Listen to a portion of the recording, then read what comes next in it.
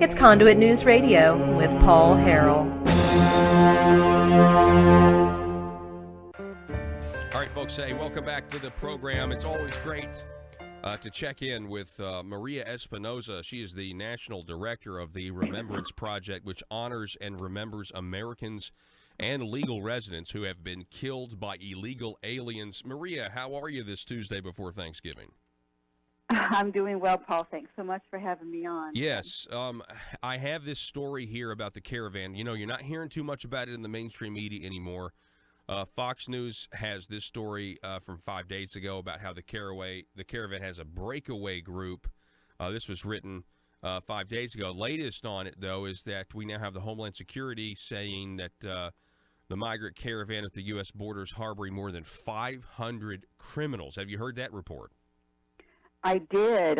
Just heard that, and that's, it's basically the same thing that our friends at Judicial Watch have been saying when they went there on the ground in Guatemala. Chris Farrell with Judicial Watch, he's their investigative director there, and the Guatemalan authorities told Judicial Watch that they had pulled out over 100 members from that caravan that was traveling through their country, who had ties to ISIS.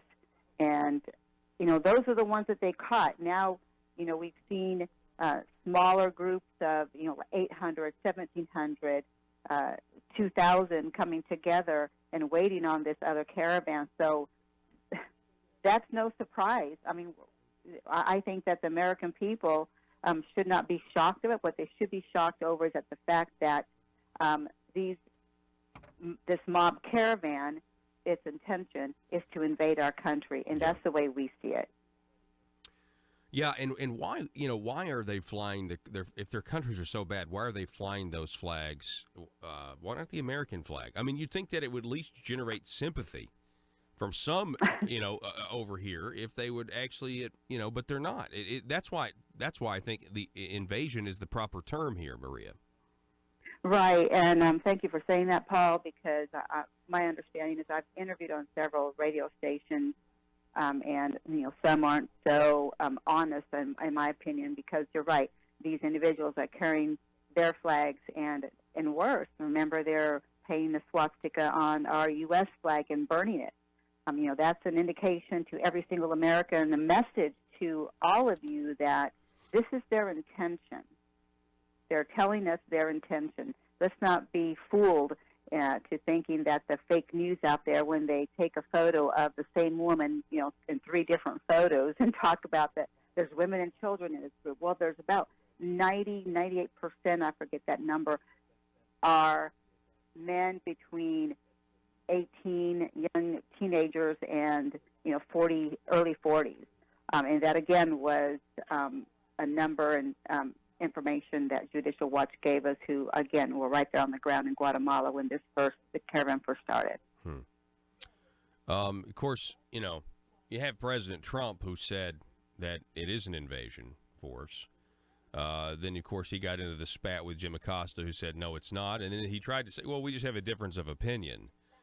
How do you think, exit polls in the midterms, I know it didn't work out in the House for the Republicans, worked out very good for the Senate.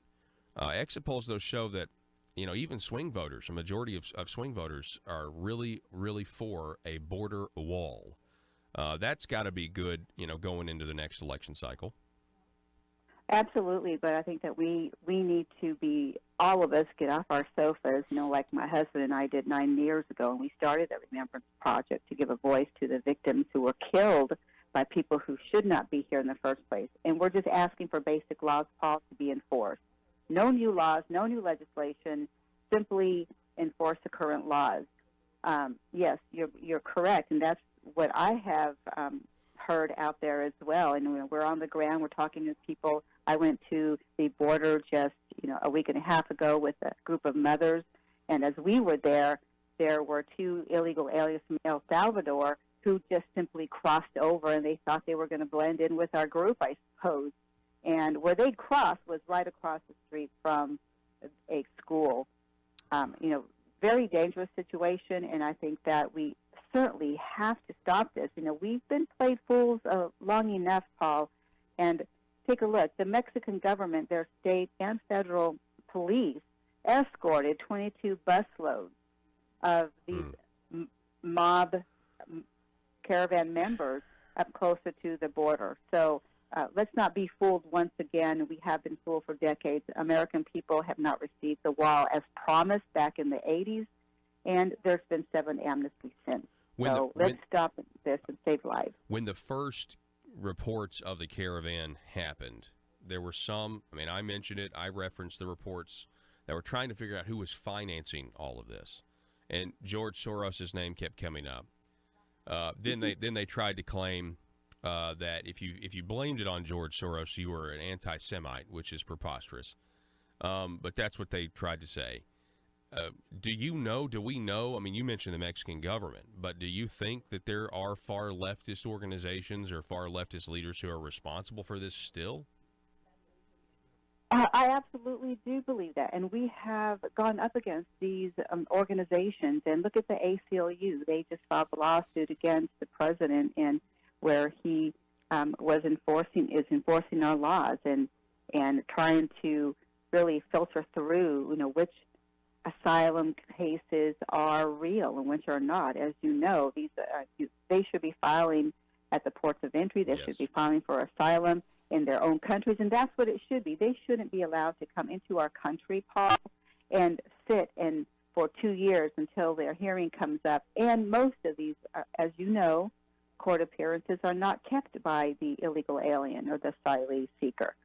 And we have been working on trying to identify those organizations that are anti-America and anti-U.S. Constitution and stop our taxpayer dollars from funding those organizations. Look, I'm still 100% volunteer with it, and my husband and I continue to work very hard using our retirement while we are funding these organizations that we're working against and trying to stop them to save lives. Wow. We're talking with Maria Espinoza. She's the director of the Remembrance Project. I saw you made the front page of Breitbart.com, Maria, or the Remembrance Project did, because of the National Day of Remembrance. This was a few weeks ago. It was on a Sunday, I believe. Tell us about it. Mm-hmm. Yes, the National Day of Remembrance for Americans Killed by Illegal Aliens was started by another group. I believe it was a Tea Party Migration Coalition, and we have been recognizing it ever since. And for 7-8 years now, we've been recognizing this day, and we feel that it's very warranted for President Donald Trump to nationally recognize this day and make it official. Because I think people need to know what is taking place right under our noses and what can take place when we are not given the information by the fake news. We understand now I didn't know there were fake news out there. We just knew that through our own research, these cases were not, and murders, we only focus on the murders and killings. We're not getting out to the American people so they could make good decisions as far as who they wanted in office and notifying us that our laws were not being enforced. So we want President Donald Trump to make this to recognize this nationally and proclaim this officially and finally. And you can call and ask for this day to be recognized at 202-456-1111. Give the number one more time, Maria, please. It's 202-456-1111, and the day is called the National Day of Remembrance for Americans Killed by Illegal Aliens. And I think it is something that needs to be remembered. It's something that needs to be highlighted because we've talked before that this is a preventable problem. Now, last question. I know we're running out of time here, but, troops to the border. We heard talks of tent cities. I don't hear anything about this in the media now. You heard it before the midterms, but we're not hearing much about this. So what is being done? What can be done better, in your opinion, when it comes to using the military and sending them down to the southern border?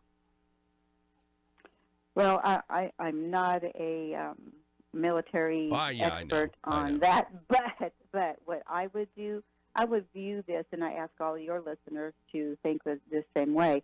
What if it was your backyard, that was being invaded? You have a wall in a certain area, like there near San Diego, but people are climbing over and refusing to respect your property lines, so your borders. And knowing that there are tens of thousands of Americans who were killed by illegal aliens, and these individuals have no problem breaking our laws, and when they come into our communities, they're going to do the same thing. So I would say to every American, again, call the president and let him know that this is not acceptable for this mob caravan to come here illegally. They should remain in their countries and request asylum from there in our embassies. So I would keep the troops on the border, Paul. I read something else that was a little disturbing, where December 15th is going to be their pull-out date. That's according to Lieutenant General Jeffrey Buchanan, who is overseeing this deployment of our troops to the border. I certainly hope that's not the case, because then that means that this entire caravan and those other caravans that are developing in other countries will be coming right through into the United States. I totally agree with you. I hope that's not the pullout date as well. I think people need to get. I mean, we need to get serious about this, and I think the president will, especially now that we're going to have a divided government in the congressional or the legislative branch. Maria, before I let you go, I want you to check out. I'm sure you've seen it, but in case you haven't, in here in Arkansas, the western part of Arkansas in Washington County, a couple of days ago, we had a sheriff's officer pull over somebody, and it was an illegal immigrant, and he didn't blink or bat an eye. He got out and immediately started firing on our officer. I saw that video. Yeah, it's unbelievable how violent.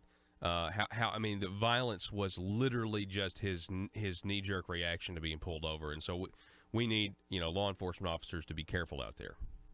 Well, absolutely, and what we're going to be doing here next month or next year will be to offer CHL classes to women, but everyone is able to, of course, take these classes. So it's your concealed handgun license, because we have to protect ourselves. I also have one, my daughter, my husband, and I think you come to a point here that we're going to have to take that responsibility upon ourselves.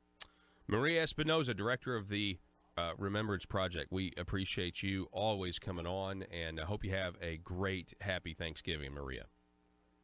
Thank you. Likewise, Paul, and thanks so much for being the voice of truth out there. God bless you. I appreciate you. God bless you.